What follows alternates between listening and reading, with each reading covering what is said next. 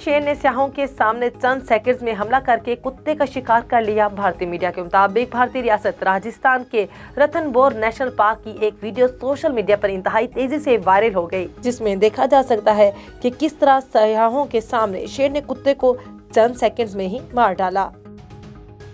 Wellington New Zealand में खातून anchor ने चेहरे पर कबाली टैटू बनवाकर खबरें पढ़ने का नया तरीका मुतारिफ करा दिया। गैर मुल्की खबरी एजेंसी के मुताबिक न्यूजीलैंड की खातून एंकर ने बराह रास्त खबरें पढ़ने के लिए चेहरे पर अपने कबीले का रवायती टैटू बनवा लिया और खबरें पढ़कर नई तारीख रकम कर दी है। 37 साल ओरियानी कैपियारा ने खबरें पढ़ने के लिए अपने थोड़ी पर रिवायती टैटू बनवाया, जिसकी वीडियो सोशल मीडिया पर भी शेयर कर दी गई। अपने कबीले की रवायत को जिंदा रखने पर सारिफीन की जानिब से न्यूज एंकर के इस किरदार को सराहा गया।